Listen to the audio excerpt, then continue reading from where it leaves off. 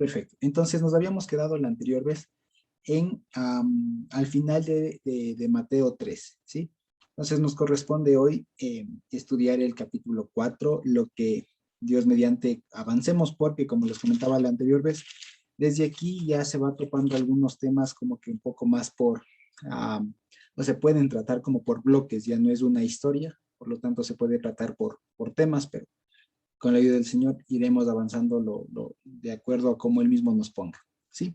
Así que de manera general, este capítulo 3 abarca, por así decir, tres escenarios. Uno, lo que comúnmente se ha llamado mal llamado la tentación del Señor.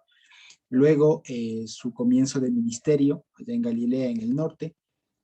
Y finalmente, cómo comienza a llamar a sus primeros discípulos, ¿sí? Así que en este respecto estaremos conversando en esta oportunidad. Sí, así que vale la pena comenzar leyendo. Vamos por partes. ¿Sí? Entonces, siempre vale la pena recordar que este libro de Mateo es si ustedes quieren, es una ampliación del libro de Marcos. Y vale la pena que comencemos por ahí. Si podemos irnos un ratito a Marcos 1 y veamos cómo está relatado ahí este evento. ¿Sí? Está en el Marcos 1, del 9 al 11. ¿Sí? Tres versículos al respecto, de pronto alguien lo tiene para que lo podamos revisar.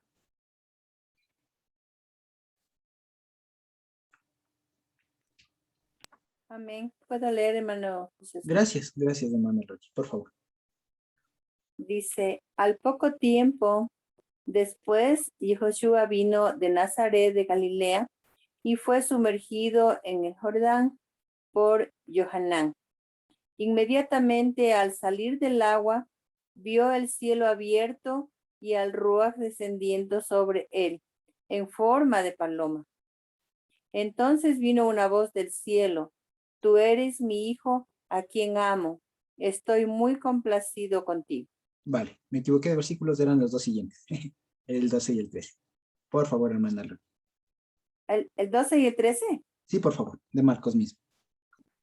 Inmediatamente el Ruach le llevó al desierto y estuvo en el desierto 40 días siendo tentado por Hasatán. Él estaba con los animales salvajes y los malajín se ocupaban de él. Vale, de acuerdo. Entonces, lo primero que quería destacar acá es que tengamos en mente que este libro de Mateo precisamente se escribe con ese ánimo de ampliar algunos detalles que Marcos no nos cuenta. Imagínense ustedes que solamente nos quedábamos con Marcos y lo importante es lo que cuenta Marcos, por así decirlo. ¿Qué es lo importante?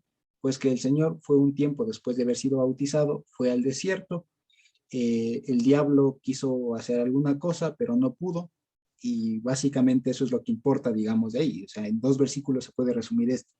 Pero ¿por qué Mateo amplía?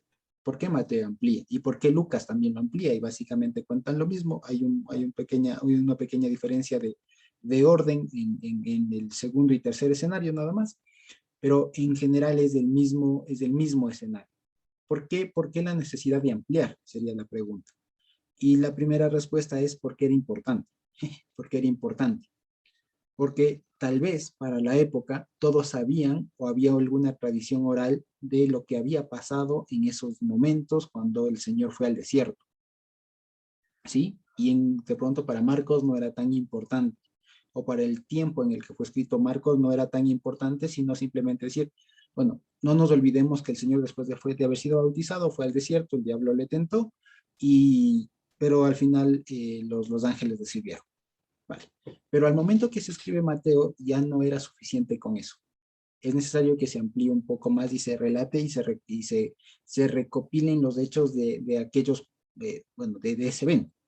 ¿Sí? Entonces, básicamente nos cuenta lo mismo y podemos comenzar leyendo Mateo 4:1. Ahora sí, dice así, ¿no?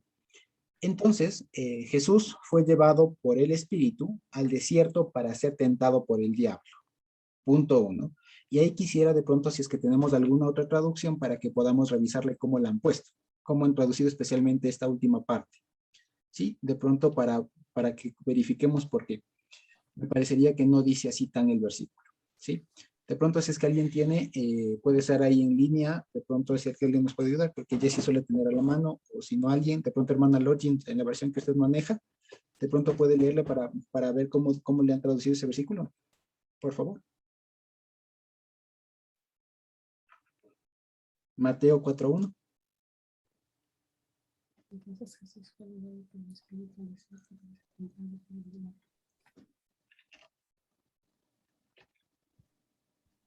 ¿Lo tienen ahí, por ahí, en otra versión?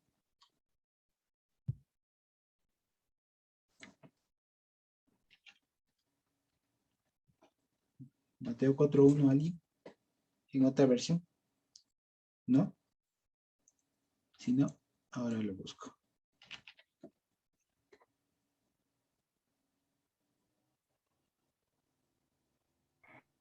Yo tengo la versión de la Biblia del Jubileo. ¿Sirve? ¿Cómo dice? Por favor. Sí, ¿El cuál? 4:1 4:1, por favor. dice, entonces Jesús fue llevado por el Espíritu al desierto para ser tentado por el diablo. Ya. Creo que Vale. dice lo mismo. Y según lo que estaba viendo, todos incluyen ese para qué. Ay, ¿Ya? perdón, me desconecté un ratito, hermano. Josecito. Ah, vale. Mateo 4:1. No sé si lo tiene a la mano. Entonces dice, y Joshua fue llevado por el Ruach al desierto para ser tentado por Hasatán. Vale. Entonces ahí vale la pena decirlo, ¿no? Ahí la palabra griega que aparece, y más bien dicho, este pasaje, ¿sí? Que se le conoce como la tentación, ya vamos a ir viendo por partes, no se trata tanto de una tentación, porque suena complicado, aunque puede ser, ¿vale? Pero lo que sí nos introduce aquí es una cosa, es un concepto que para la época era poco conocido. Y es este concepto que aquí va a tener al menos 3 nombres, ¿sí? Va a tener al menos 3 nombres. Y es este personaje que aquí le introducen como el diablo, más adelante le dicen el tentador, y al final le terminan diciendo Satanás, ¿vale? Entonces miren ustedes que este pasaje, más allá de lo que siempre se ha enseñado y se seguirá enseñando porque está bien, pero digo, más allá de aquello de que en últimas lo que se aprende de acá es que el Señor tenía poder para vencer al enemigo, ¿sí? Y que lo hizo en base al uso de la palabra, de la Torá, si ustedes quieren, y específicamente de Deuteronomio, ¿sí? Más allá de eso, además de eso, este pasaje y este evento de acá, de lo que entre comillas se llama la tentación, sirve para introducir y para ponernos en alerta de que existe alguien como antagonista y que tiene nombre, ¿sí? Eso es importante. Segundo, que esta parte, si leemos así el versículo, parecería que el propósito de que el Señor haya sido llevado al desierto por el Ruach, ¿no? Era que sea tentado, ¿no? Como que si el propósito de ese tiempo hubiese sido exclusivamente que fuera tentado como lo entendemos todos nosotros. Pero si leemos con atención, resulta que este episodio como tal de la tentación, entre comillas, pasa al final del asunto. No es lo primordial. No es que dijo día 1, o sea, y pasó tal cosa, día 2 del ayuno, día 3 y el día 40. No, pasados los 40 días es que se da este evento. Y eso nos da ya alguna luz. Entonces lo que podríamos decir es que eso de que para ser tentado puede ser revisado. Y si no estoy mal, esto puede estar sujeto a revisión y de pronto Carmita nos puede ayudar. Ese para qué me parece que no aparece. Ese para qué sea tentado no aparece como tal. Mi impresión, que puedo estar equivocado, es que son dos ideas. La una es que fue impulsado, fue, ¿cómo dicen? Fue llevado por el Ruach al desierto. Idea 1, ¿sí? Idea 1. E idea 2, fue tentado por el diablo. O sea, son dos ideas diferentes de lo que estoy diciendo. Ese para qué que conecta ahí, como tal, no aparece, ¿sí? Entonces, es como que si dijera simplemente, entonces Jesús fue llevado por el Espíritu al desierto. Punto. Otra idea. fue tentado por el diablo. ¿Sí? Pero ese ¿para qué? No aparece y me parece muy, muy interesante. Y también me llama mucho la atención porque el testimonio de Marcos de simplemente fue al desierto y fue tentado. O sea, son dos cosas diferentes. ¿Sí? Una es la ida al desierto y otra cosa es lo que pasó al final de los 40 días y 40 noches que ayunó. ¿Vale? Eso es el primer punto. Entonces, para que no pensemos, porque por lo general se tiene la idea de que, el ayuno después de que fue bautizado el Señor es, pasó lo de la tentación. Pero como que son eventos diferentes. Una, que el Señor va a ayunar por decisión, digamos por impulso, si ustedes quieren así, del Ruaj, va a ayunar 40 días y 40 noches, y otra idea separada que fue tentado, que viene después de eso. ¿Sí? Carmita. No le escuchamos. Ahora sí. Shalom, buenas noches.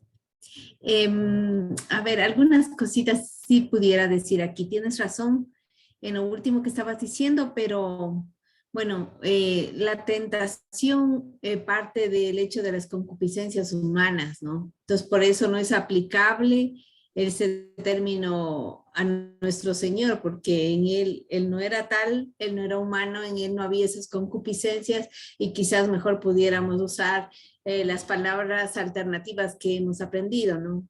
Entonces, eso. Ahora, esa palabra que dice que él fue llevado, en verdad es una palabra que se usa igualita, cuando dice que Pablo zarpó a Éfeso, zarpó. Entonces, Jesús fue zarpado, bueno, pero más allá, o sea, en verdad esa palabra es como ser conducido hacia. Algunos hablan como que esto le llaman como hacia un liderazgo, hacia arriba, ¿no? Entonces, fue conducido. Entonces yo pensaba que esta palabra se usaba específicamente para la primera parte que está sugiriendo Josué con relación al Ruaj de la santidad. Y porque me voy a saltar un ratito a Mateo 4:5. En Mateo 4:5 dice, y después de haber ayunado 40 días y 40 noches, perdón, estoy leyendo mal. 4:5. Entonces el diablo lo llevó. Ahora parece que fue llevado, pero por el diablo. Y aquí en 4:5 usan otra palabra que no es la misma que estaba en el verso 1. Entonces aquí usa paralambanei. Entonces yo dije, entonces cuando el diablo lo impulsa, lo lleva, o yo qué sé, usan esta que tiene que ver como lambano es como agarrar. Sí, como que fue agarrado y llevado, algo así. Sin embargo, acabo de ver en Lucas que es este verbo lambano el que usa para decir lo mismo que hizo el Espíritu Santo. Perdón, en Marcos, ¿no? Lo que acabamos de ver ahorita. Veámosle en Marcos 1 un ratico. Me voy a pasar. Marcos 1.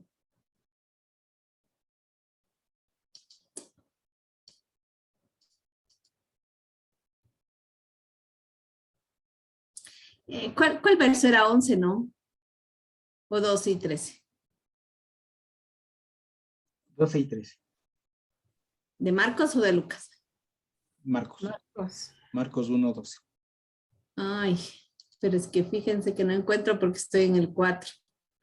Ya. Marcos 1, 12. Entonces, aquí dice, lo impulsó. Y cuando ve esa palabra, impulsó, esa es ekbale. No es exactamente la misma porque está en otra forma, ¿no? Pero es como que fue lanzado. Así me gusta eso de que fue impulsado. Sin embargo, en Mateo no usa eso de ser lanzado, de ser impulsado, pero sí como de ser arrastrado. Esa palabra que está en Mateo dicen que es cuando se quería subir a tierra un barco así con esas cuerdas gruesas, lo tenían que impulsar, lo tenían que levantar hacia arriba. Entonces, es como que más allá de que Jesús quería voluntariamente, en verdad, el poder de la santidad, dijo, ya es tu hora, entonces vamos, o sea, para escuela, ¿no? Entonces, como muchas veces hace con nosotros, o sea, como dando a entender que él no estaba usando el poder de Dios en todo lo que vivió, él estaba en esa condición de disminución. Bueno, en todo caso, la raíz de usa dos verbos diferentes, Marcos usa uno, Mateo usa otro, y de alguna manera están siendo intercambiables en un sentido con lo que hace el diablo también. Eso por un lado. El verbo ese de que lo impulsó. Entonces aquí sería que fue conducido o fue arrastrado, fue conducido, arrastrado, como cuando se sube a tierra con las cuerdas a los barcos. Entonces vuelvo a Mateo 4:1, ¿cierto?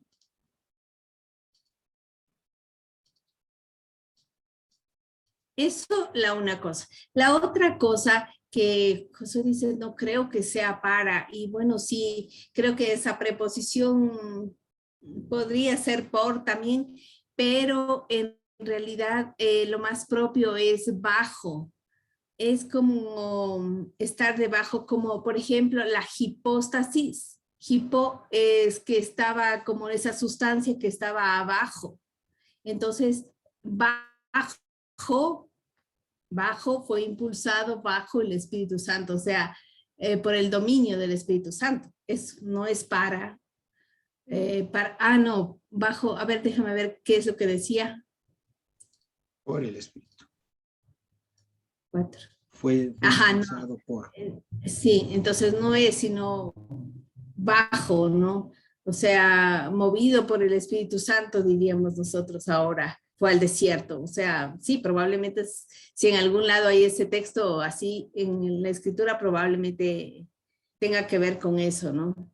Porque, por ejemplo, también usan este verbo en otra conjugación cuando dice que cuando ya se cumplieron los días de que tenían que presentarse en el templo, ¿no? María, el niño, y presentar la ofrenda, ellos también fueron impulsados para estar haciendo lo que tienen que hacer. Entonces, o sea, más allá de si quiero o no quiero, era el deber ser, si quieren, la justicia. Ya, entonces 4:1. Entonces sí, no es así como tú dices, no es para, sería, fue impulsado hacia el Erenon, hacia el desierto o hacia los lugares secos bajo el espíritu, el poder de la santidad, ¿no?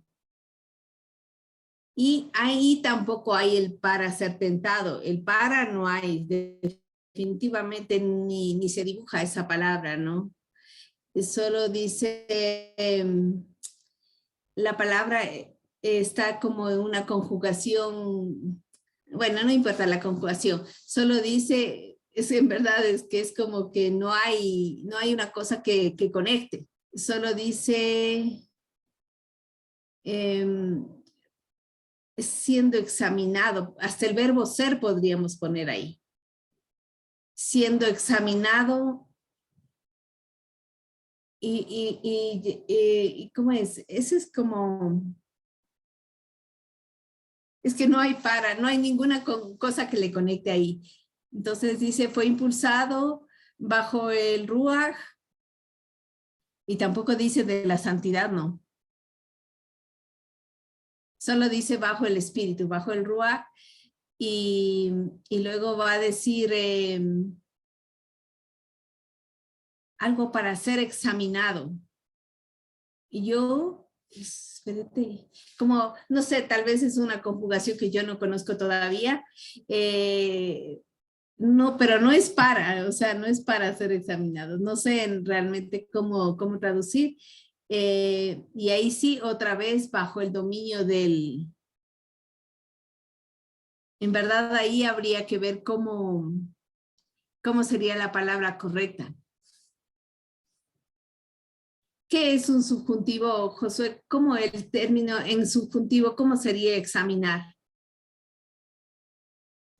Examinado.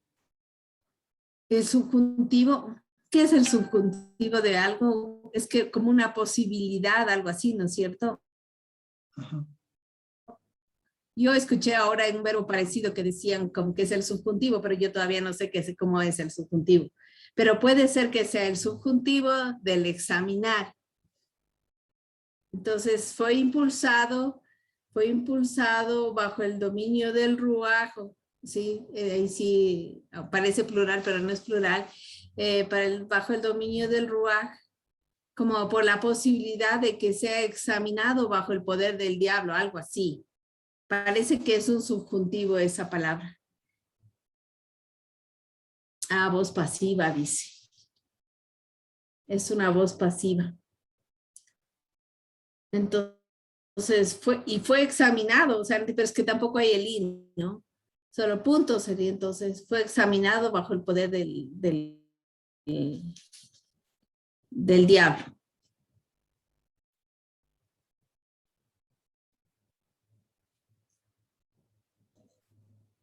Fue examinado. Sí, eso, fue examinado por el diablo. Sí, como dos oraciones de esa manera. Vale. Gracias, Carmen. De acuerdo. Entonces, y de una vez que estamos acá, puede ser que revisemos el tema del verbo tentar, ¿sí? Porque hay que revisar dos cosas. Y porque si no, el versículo 3 sonaría raro. ¿Vale? Ahora, hay que saber algunas cosas primero. Lo que quiero decir es que, por lo general, nosotros utilizamos las palabras y de hecho, la conformación de las palabras del lenguaje son por lo general convenciones sociales. Es decir, es como, preguntémonos algo y el típico ejemplo que se suele poner es, ¿por qué todos decimos que algo es de color rojo? O sea, ¿por qué todos sabemos que algo es de color rojo? O sea, ¿a quién se le ocurrió en un momento decir eso es rojo? Y es más de, ¿por qué? ¿Por qué? Entonces, lo que se suele decir es que el uso de las palabras de eso es una convención. Entonces, es como que si en algún momento de la historia alguien dijo, todos de acuerdo que eso es rojo, que ese tono es rojo, de acuerdo, vale, ya. Eso es rojo en adelante.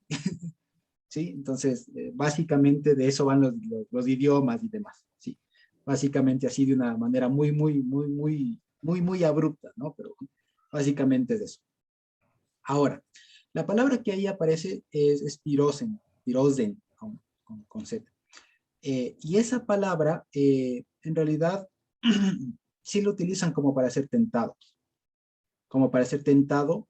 Ahora, el problema es el concepto que nosotros tenemos de tentación, ¿sí? El concepto que nosotros tenemos de tentación, porque para nosotros ser tentados es como, no sé, que nos pongan al frente algo en lo que nosotros somos débiles o tendientes a caer. Y eso se explica, como lo decía Carmita, precisamente en función de que los seres humanos tenemos concupiscencias, que son precisamente esas debilidades, esas tendencias a caer en algo en específico, ¿sí? Y por eso los humanos somos sujetos o podemos ser tentados. No sé si existe la palabra, pero somos tentables, ¿no? Sí, podemos ser tentados, sí, podemos ser tentados. Ahora, el asunto es que aquí precisamente se utiliza esta misma palabra para referirse a todo lo que va a aparecer con el Señor, ¿sí?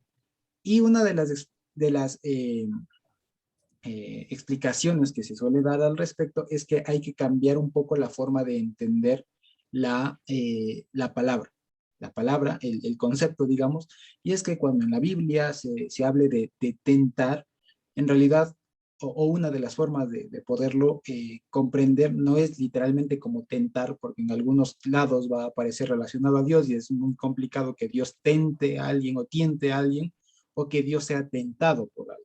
Entonces suena complicado porque eso implicaría decir que el Señor o Dios tiene concupiscencias, ¿no? Una cosa media complicada.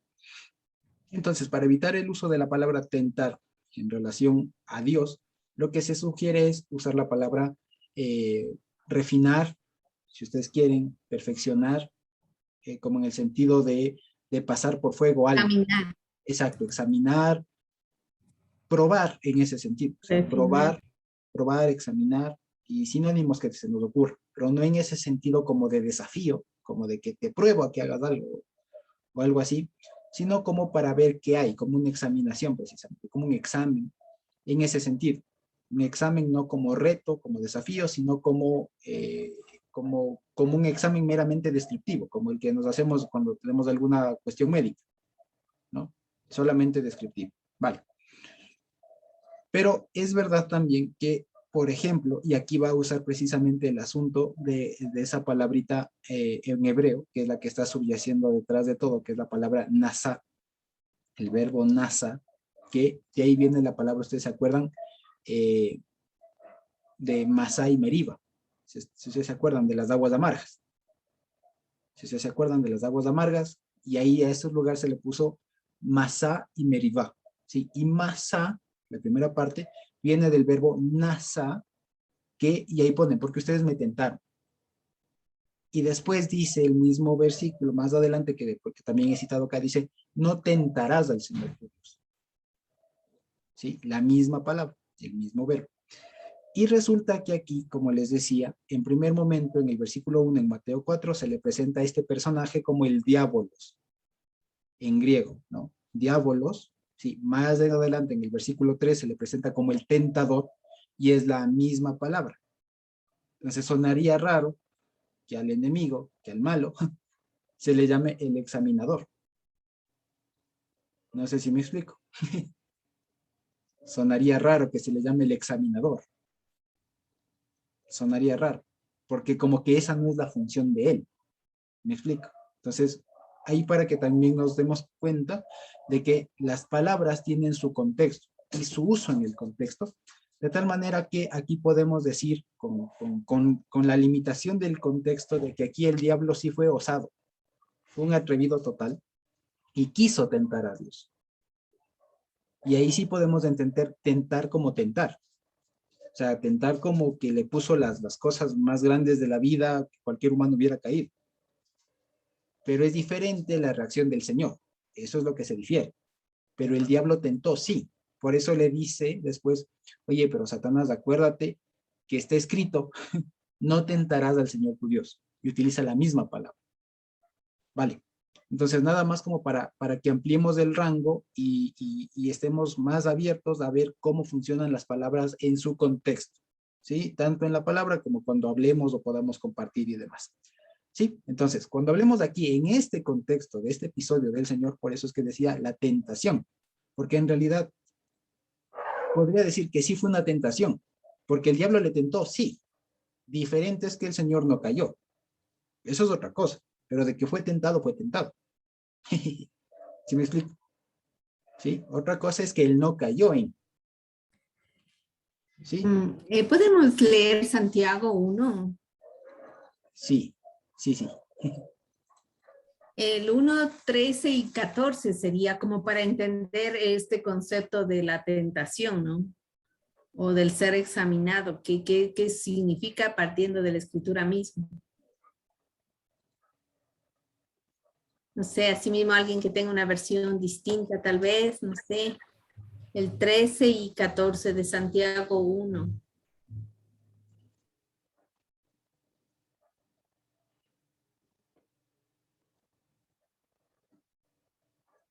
Yo tengo la contemporánea.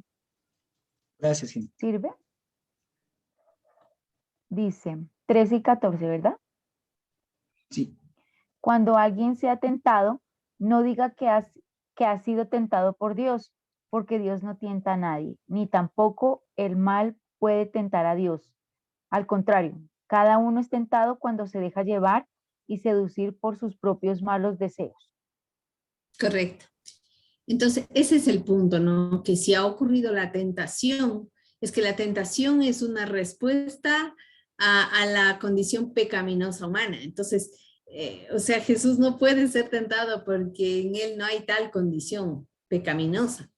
Entonces, aunque la intención del otro podría ser pero él, como el verbo está ahí como en voz pasiva, como un hecho ocurrido, entonces fue tentado por el diablo, entonces no se podría traducir, nunca fue tentado. No diga, aquí dice que nadie diga cuando es tentado, soy tentado por Dios, porque Dios no puede ser tentado por el mal y él mismo no tienta a nadie. Entonces, y ahí está en esta forma como que ya ha ocurrido la acción, no fue tentado por él. Entonces, no, puede ser, fue refinado, o sea, o mostró la calidad de lo que él era, porque el oro pasa, por ejemplo, por fuego, ahí dice que es probado, no sea para ver su calidad, porque todo lo que no es, en el fuego de la prueba se quema y queda solo la virtud de lo que es en sí mismo lo valioso. Entonces, vale que se enfatice en esto. Vale. En todo caso, ahí están, ¿no? Y dice en el versículo 2. Después de haber ayunado 40 días y 40 noches, tuvo hambre. Y aquí vale la pena decirlo, ¿no?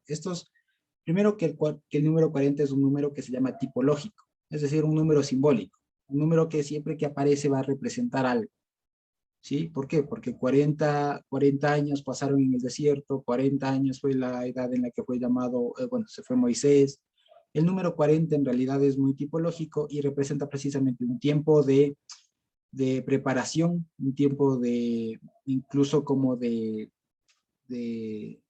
estar quieto aprendiendo, si ustedes quieren, ¿sí? Todo lo que ha pasado durante 40 días, 40 días, años, lo que sea, ¿sí? Y el Señor pasa aquí 40 días y 40 noches. Ahora, cuando la Biblia habla de ayunos largos, por ejemplo, ¿ustedes se acuerdan personas que hayan ayunado 40 días y 40 noches? En la Biblia al menos se relatan dos. Uno es Moisés, cuando está recibiendo los mandamientos y demás, y el otro, ¿quién es? ¿Quién se acuerda?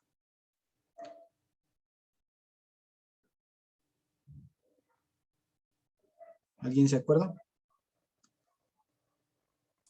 Señor Jesucristo, los dos. No, pero antes. Otro más. Elías, ¿no? ¿De casualidad no fue Daniel? No. Ah, ya, ok. Elías, ¿no? Él ¿Se acuerdan ayunó ustedes que poquitos está en días. una haftará precisamente? Que es cuando después de que está ahí, de que le alimentaban los cuervos y todo lo demás, él decide regresar, ¿no? No, el Señor le dice que regrese y le da apenas un bocado de pan y un bocado de agua y se jale el viaje, como nosotros decimos, ¿no? Se manda el viaje 40 días y 40 noches y solo habiendo comido un poco de pan y agua. ¿Sí? Entonces, ¿quieres decir que ahí está implícita la idea del ayuno? Porque le dice, levántate y come porque largo es el camino y luego fue 40 días, solo una vez. Por ahí espigó. Exactamente. Entonces, ahí hay ejemplo de dos personas que ayunaron. Ahora, lo que está ahí es primera que cuando el Señor manda hacer estas cosas o ocurren estas cosas, primero que no es un récord a vencer, ¿no? No es un récord a vencer.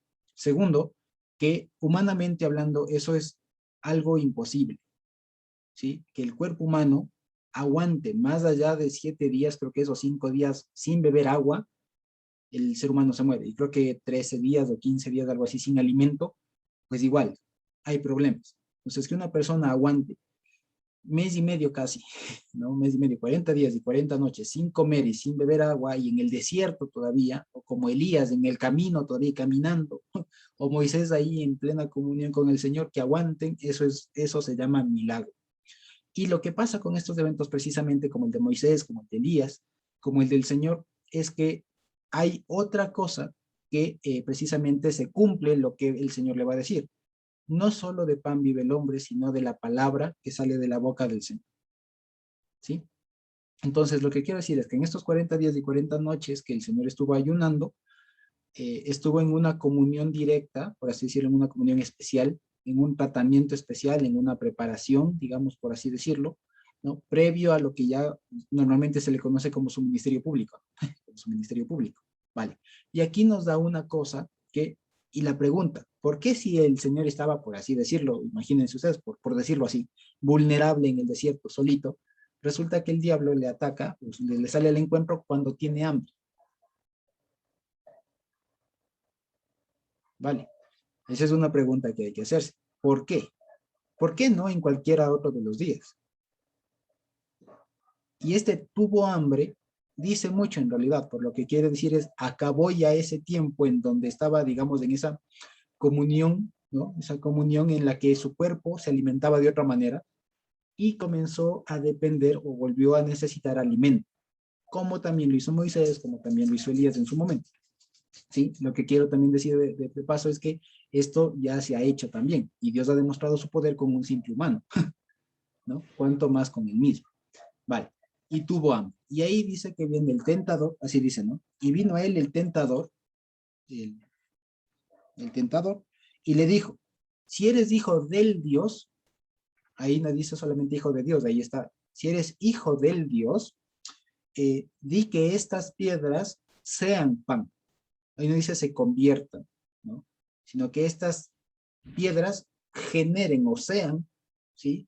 Lleguen a ser pan, ¿sí? Y aquí está una cosa muy, muy complicada, porque si ustedes se dan cuenta,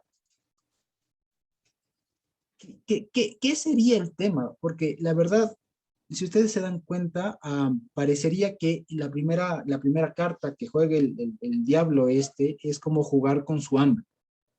Y es lo que acaba de decir, ¿no? Tuvo hambre, el otro sabe que está con hambre y le dice, si eres hijo de Dios, genérate tu propia comida. Pero en realidad, lo que pude ver aquí es el lenguaje que está usando. Y el lenguaje que está usando el enemigo es un lenguaje que no se escucha, sino solamente relacionado a Dios. ¿Sí?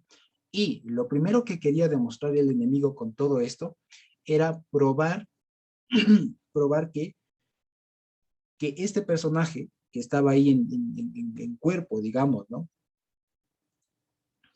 Exacto, ahí está lo de Reyes, gracias, Carmen. Entonces, lo que quería, digamos, poner en evidencia, más que nada era que, más bien dicho, al revés. Este pasaje evidencia que el diablo era un atrevido y una de dos, o no sabía cómo mismo, con quién mismo estaba hablando y pensó que de pronto era cualquier humano corruptible y que por eso se atreve a hacer lo que hace, o dos, quiso de nuevo hacer lo que hizo allá en la eternidad cuando se reveló. ¿Sí? En todo caso es un atrevimiento fatal. ¿Sí? Y lo que le dice es, di que estas piedras sean pan. ¿Sí? Di que estas piedras sean pan. Y eso es muy, muy característico de parte de Dios. ¿Sí? Lo que pasa es que aquí hay una cosa sutil. ¿Quién le está dando la orden de que el Señor haga pan, haga eso? ¿Sí? Porque, por ejemplo, cuando vamos a Génesis al capítulo 1, nadie le dijo a Dios, haz esto, haz esto. No, él de su puro afecto, de su voluntad, hizo las cosas. Así que lo que aquí primeramente le está diciendo el Señor es, yo soy soberano. ¿Sí? Una de las cosas. Entonces, nadie le dice al Señor qué hacer. ¿Sí? Nadie le dice al Señor qué hacer. Por eso él le dice, di que estas piedras. Y él le dice, no, Señor, usted no me dice qué hacer a mí. Además está escrito, no solo de pan vivirá el hombre, sino de toda palabra que sale de la boca de Dios. Y este versículo aún más está citado en el contexto de Deuteronomio, cuando les está recordando a toda la gente que ellos probaron el maná, que era la comida del cielo. De tal manera que en cada mensaje, en cada respuesta que el Señor le va a dar al diablo, en realidad le va a estar diciendo, oye, no seas atrevido, yo soy Dios. Yo soy Dios. ¿Sí? No seas atrevido, ¿con quién crees que estás tratando? ¿Sí? Entonces, por eso de este pasaje, parecería que la intención del diablo, o más bien dicho, la idea del diablo en realidad era, o la impresión, qué sé yo, del diablo era como a este lo corrompo como cualquier otro, ¿no? O sea, o que no sabía quién era, o qué era en realidad. Porque acordémonos también que al Señor no le habían visto ni los ángeles. Así que en este momento aquí se estaba dando a conocer. Por lo tanto, el diablo no le conocía así en esa forma, es lo que quiero decir. Por lo tanto, cuando le ve ahí, piensa que es cualquier otra persona y se lanza a hacer lo que hace como de una manera muy atrevida, inocente y no sé, por así decir, pero todo en mal plan. Y lo primero que el Señor le dice es, yo soy Dios, yo soy el que mandé el maná y por mi palabra vive el hombre, no de pan. Es decir, ¿qué le está diciendo eso? ¿Qué le está diciendo aquí? Yo no vivo de este pan. Sí, en otras, ¿qué le está diciendo? Yo soy Dios, yo no necesito yo no soy cualquier humano. Ubica. ¿Sí? Luego, le dice el 5. Entonces le llegó el diablo, ¿sí? A la ciudad santa, ¿sí? Y le puso sobre el pináculo del templo y le dijo, si eres hijo del Dios, sí, Carmen. Josuecito, sería bueno que se lea el texto que corresponde a dónde es que fue dicho aquello. Vale, está en No Deuteronomio solo 8:3. Ajá, pero sería bueno leerlo. Sí, vale. ¿Puede leerlo, Carmita? ¿Lo tiene? ¿O alguien que lo tenga a la mano?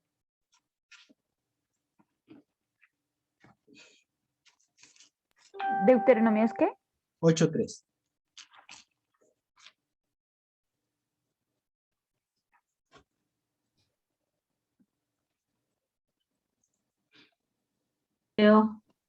Gracias, no. Dice, y te afligió y te hizo tener hambre y te sustentó con maná, comida que no conocías tú ni tus padres la habían conocido, para hacerte saber que no solo de pan vivirá el hombre, más de todo lo que sale de la boca del Señor vivirá el hombre. Vale. Gracias, niña. ¿Sí? Y también, dicho sea de paso, con este versículo nos queda también claro que el nombre del Señor, el famoso tetragramatón, el Yud He Vav He, no fue traducido al griego como un nombre, sino que se utilizó la palabra griega Kyrios, ¿no? Kyrios, que es Señor, ¿sí? Vale, entonces, para que no nos sorprenda. Y eso nos va a servir también cuando más adelante en algunos pasajes del Nuevo Testamento se utilice la palabra esta en alusión al Señor Jesús, ¿sí? Camila. Ya, nomás hacerles notar de que, o sea, en griego la palabra que nosotros decimos dabar en hebreo se suele traducir por logos en hebreo, pero a veces no traduce por logos, sino por la famosa palabra que nosotros habíamos oído a Sefú, que dice rema, y entonces aquí dice rema en vez de logos, cuando dice no solo de pan el hombre vivirá, sino de toda rema que sale de la boca de Dios. Entonces, alguna vez estuve viendo esta palabra porque, por ejemplo, en Hebreos 1:3 también dice, ¿no?, que por la palabra de su poder se sustenta el universo, y no dice logos, ahí dice rema. Entonces, ¿qué es rema? O sea, pienso yo que de aquí puede salir el concepto, ¿no? Cuando oyes de la boca de Dios. Hay veces que estás leyendo un texto de la Escritura muchos años y sí, comprendes algo, pero de repente salta algo que se te hace wow, o sea que aquí está diciendo tal cosa, ocurre ese rema, ¿no? Ocurre como que ese rato Dios mismo te habla, te hace entender. Entonces, hay veces que cuando traducen palabra en el Nuevo Testamento, unas veces es logos y otras veces es rema. Y aquí dice que no solo de pan el hombre vivirá, sino de toda rema que sale de la boca de Dios. Porque cualquiera dirá, pero yo me pasé leyendo la Biblia, pero no logra entrar en esta comunión que tuvieron 40 días y 40 noches para no comer. Pero en ese rema es como una dimensión donde Dios mismo está hablando a nosotros y de repente nosotros experimentamos eso, pero no de continuo. Entonces, y por eso tenemos hambre del pan de esta tierra, si no, no tuviéramos hambre del pan de esta tierra, pienso, ¿no? Eso me parece importante. Y aquí no traducen el nombre de Dios por Kyrios, sino por como Dios, ¿no? Theou, sin artículo. O Theo, si se quiere, ¿no? Eso. Me pareció bien interesante. Gracias, Camila.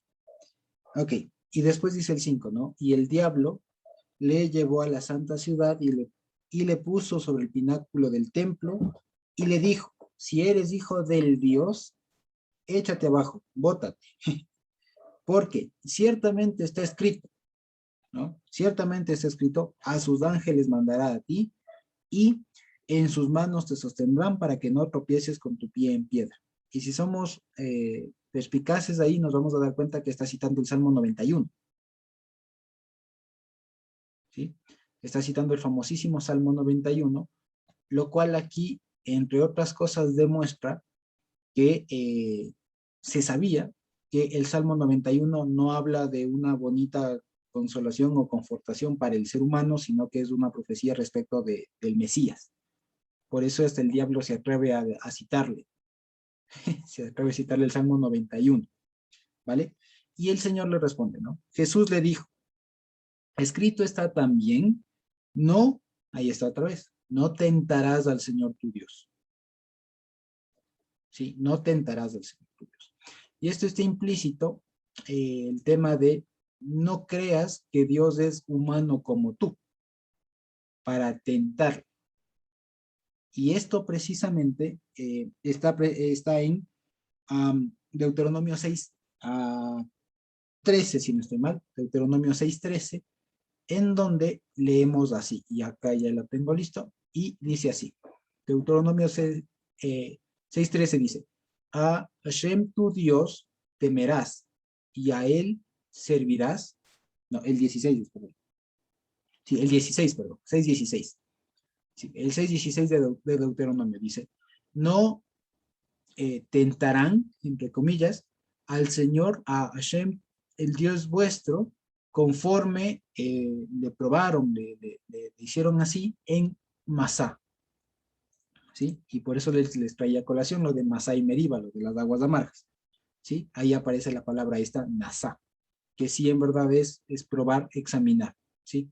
Lo que está implícito es, no crean ustedes que Dios es igual a ustedes, tiene sus mismas naturalezas, su misma composición y todo lo demás. Dios es diferente, por lo tanto, ustedes no pueden estar intentando hacer eso. Por eso es que el Señor, otro mensaje más que le está diciendo, yo soy Dios, igualate. O sea, no seas igualado, no, ubícate. ¿Sí? Cada vez le están mandando ese mensaje. Primero con él, yo no vivo de este pan, y con el otro de, no tentarás al Señor tu Dios. ¿Sí? Y que además le dice, no tentarás al Señor tu Dios. ¿Y quién está hablando ahí? ¿Y quién está hablando ahí? Señor Jesús, ¿no? Y cuando el Señor Jesús le dice al diablo, no tentarás al Señor tu Dios, ¿quién en ese caso es Hashem tu Dios? Pues él. Así que desde aquí también ya tenemos un argumento, ¿no? Para saber y defender y demostrar que Yehoshua es del mismo Hashem de siempre. ¿Sí? Porque aquí le dice, no tentarás a Hashem tu Elohim. ¿Y quién estaba hablando? El Señor. ¿Y a quién le estaba intentando hacer esa cosa? Pues a él. Por lo tanto, Hashem tu Elohim era él mismo. ¿Sí? Versículo clave ahí. Versículo clave con lo cual el diablo no tuvo nada que decir. ¿Sí? Y finalmente le dice en el versículo 8, ¿no? Otra vez le llevó el diablo, ¿no? A un monte muy alto y le mostró todos los reinos del mundo y la gloria de ellos. Y le dijo, todo esto te daré si caído me adoras. Y me llamó mucho la atención que diga así, ahí ponen postrado, ¿no? Pero el verbo ahí en griego que utilizan es el verbo caer, no es el verbo postrarse. ¿Sí? Entonces me llamó mucho la atención cómo juegan ahí las palabras y el concepto, ¿no? Dice, todo esto te daré si caído me adoras. Ahí piénsenlo, ¿no? Vale. Dice el 10. Entonces Yehoshua le dijo, vete, vete Satanás, y miren aquí otra palabra con la que se refiere este enemigo, vete Satanás, porque escrito está, perdón, al Señor tu Dios adorarás y a él solo servirás. Y el diablo entonces le dejó, y he aquí vinieron ángeles y le servían, ¿sí? Y este versículo que cita, ahora sí está en Deuteronomio 6:13, y dice así, Deuteronomio 6:13 dice, a Hashem Eloheja, a Hashem tu Dios, temerás, y a él servirás, y en su nombre entrarás en juramento. ¿Sí? Entonces, miren ustedes aquí, hay una cosa que está ahí como implícito, ¿sí? Que está como implícito. Y está el tema, es un concepto que está ahí ligado, y es el concepto, si ustedes se fijan, él le dice que si caído me adoras, ¿sí? El verbo adorar, ¿sí? Pero aquí el versículo con el que refuta el Señor dice que solo al Señor temerás y a Él servirás. Son dos verbos diferentes. El uno es adorar y el otro es servir, trabajar para, ¿sí? Entonces, esto no es otra cosa que de alguna manera el mismo concepto. El diablo quería o creía que podía convencerle que él se baje, ¿no? Que él se baje, que el Señor se baje y le sirva, se le postre a él y trabaje para él. O sea, un desubicado total, ¿no? Y el Señor le dice, no, al Señor tu Dios temerás y a Él servirás. ¿Sí? Entonces lo que quiero decir es que este verbo adorar y el verbo servir básicamente son lo mismo. ¿Sí? Básicamente son lo mismo. Así que cuando veamos más adelante que los verdaderos adoradores, ¿no? Y todo lo demás de la adoración y todo lo demás que a veces por alguna razón solo se le relaciona con la música, en realidad podemos entenderla también o intercambiarla en ciertos contextos con la palabra servicio, trabajo. ¿Vale? Así que, por ejemplo, en la parte de Juan, se me ocurre, por ejemplo, que puede ser a revisión, pero decir, los verdaderos trabajadores, en espíritu y en verdad, es necesario que trabajen, que le trabajen, no solo que le adoren, porque para nosotros la adoración es otra cosa, y tal. Entonces, para que veamos ahí. Esto nos sirve otra vez para demostrar una vez más que le está diciendo el Señor Jesús aquí, yo soy Dios, ubícate. Yo soy Dios, a mí me debes temer y a mí debes trabajar, no a otro, ¿sí? Y de ahí el diablo le dejó. Y esto es lo que precisamente quería comentarles, que más allá de todo lo que se puede sacar de acá, lo primero que vemos es, por ejemplo, que Yehoshua con lo que se defiende es a base de Torah, a base de Deuteronomio, ¿sí? Así que ahí vemos desde las mismas palabras del Señor Yehoshua la validez, la importancia de conocer Torah, ¿sí? Que no se defendió con él mismo. Y eso es una cosa que nos debe llamar muchísimo la atención para comprender la importancia, el poder, si ustedes quieren, que tiene la Torah, ¿sí? Porque ¿quién más que el propio Dios en persona no podía decirle alguna otra cosa? ¿No? O sea, a veces suelo poner un ejemplo un poco risible, que es de, imagínense ustedes a alguno de los líderes actuales en ese escenario, ¿no? Imagínense los más, entre comillas, ungidos y demás, ¿no? Haciendo una exclamación, una proclama, reprendiendo por un montón de cosas, ¿no? Y alzando la voz y demás. Pero aquí el Señor no le dijo ni siquiera, en mi nombre, Satanás, cosas por el estilo, ¿no? No, escrito está, escrito está, escrito está. Y cuando el diablo le quiso también salir con, pero también escrito está, le dijo, verás, lee bien. Resulta que ni siquiera leíste bien.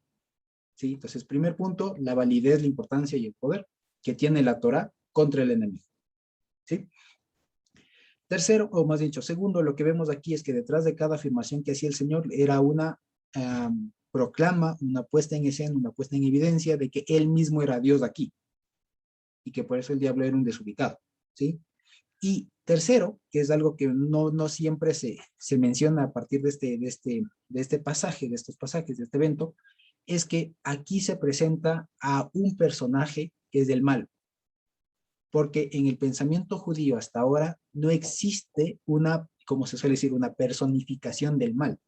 No lo hay. Lo que existe para ellos es el Yetzer Hara, ¿no? La tendencia al mal. La tendencia al mal y cosas por el estilo. Pero no hay como que alguien que personifique ese mal, que es el que procure todas las cosas, el que tiente a las personas y demás. ¿Vale? No lo hay. Y aquí es importantísimo que un texto del siglo I nos ponga en evidencia que sí existe esta persona. En otras palabras, que sí existe el diablo. Y que aquí se le presenta con 3 nombres. Diablo, el tentador y Satanás. ¿Vale? Que no es otra cosa que lo mismo en realidad. Porque si ustedes ven en la etimología de la palabra diablo, no tiene nada que ver con ese personaje con cachos y rabito y que anda rojo por ahí pinchando a la gente, cosas. Nada que ver, eso no es nada. Si no estoy mal y pude consultar la etimología de diablo, se puede también traducir como el calumniador.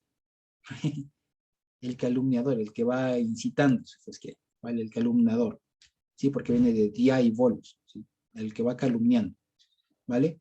Y también aquí se le dice el tentador. Ya se ha hablado bastante de eso. Y tercero se le llama Satanás. Y el mismo Yehoshua le llama con nombre propio. Satanás, que no es otra cosa que la forma aramea de decir, más bien dicho, es la forma griega, ¿sí? De la palabra aramea Sataná. Sí, es decir, el arameo, Sataná, pasó al griego como Satanás. ¿Vale? Sataná. ¿Qué es Sataná? Es en hebreo Hasatán, que es el opositor, el contradictor, ¿vale? El que está al frente, ¿sí? Así que de manera general podemos deducir que este es un personaje que existe, pero que, uno, no sabe las escrituras. Dos, el Señor nos dio desde ya un ejemplo de cómo se puede hacer resistencia precisamente a esto. Y es conociendo, pero, ¿sí? Y tres, que ya la tiene perdida desde que comenzó su historia. Vale, entonces eso. Lo primerito entonces que debemos saber es que este personaje sí existe y que tiene un séquito, y de eso precisamente también se encargan otros pasajes del Nuevo Testamento de asegurarnos, corroborarnos y demostrarnos que este Satanás no está solo, y que nuestra lucha es contra esos, contra ese montón, que no es contra el Yetzer Hará, mi tendencia al mal. No, eso es otra cosa, que también existe, pero no es del todo. También hay alguien afuera que lo procura, ¿sí? Y que a la final este está vencido. Entonces, eso es lo primero, y como les digo, es un texto judío del primer siglo en el cual ya se habla de un personaje como tal, ¿sí? Y que eso explica precisamente algunos otros pasajes del Antiguo Testamento también, dicho sea de paso, ¿sí? Y yo creo que con eso podemos ir terminando hasta aquí, porque miren ustedes que hemos hablado, habíamos visto pocos versículos, como les había anunciado, de aquí ya se va poniendo un poquito más extenso, más jugosa la cosa, pero la idea tampoco es correr, sino más bien ir revisando poco a poco los pasajes, ¿sí? Así que si de pronto no hay preguntas y demás, podemos ir terminando por ahí. Carmita. No, o sea, es un poquito bueno examinar exactamente, o sea, qué variación hubo entre el texto citado en la Torá y la forma como está ahora presentado, ¿no? Por ejemplo, ver con qué reemplazan el nombre del Señor. También ver que, por ejemplo, donde dice, como dijo Josué, ¿no? Que aquí le dice que quiero que caigas delante de mí y me adores. En el texto de Deuteronomio dice, temerás y me servirás. Entonces, sí pueden ser otras implicaciones de las palabras, pero, o sea, como meditar, ¿no? ¿Por qué no le dijo temerás y servirás? ¿Por qué se usó de esta manera? Quizás verle un sentido más profundo de las cosas. Y también quería decir que, ¿qué más? Que sí sería bueno leer un artículo que puso alguna vez el hermano Eric sobre Joseos. Cuando viene con artículo reemplaza Elohim como tal. Por ejemplo, cuando dice en Génesis 1:1, en Bereshit para Elohim. Entonces, en la traducción de la Septuaginta, tú creo que tienes ahí una Septuaginta. Mírale, ahí aparece Joseos, no solamente Theos. Entonces, cuando está solamente, ya es otra implicación. Pero cuando está con el artículo, o sea, es al revés del hebreo en el griego, me parece. No sé, quiero que le verifiques, por favor. Entonces, cuando es Joteos, no es el Elohim o el Dios, no, es Dios, es Elohim. Y cuando está solito, más bien ya viene a ser, puede ser un Dios o Dios mismo, como vi aquí, está sin artículo y reemplaza Hashem. Entonces, de repente, no sé, verle un poco eso.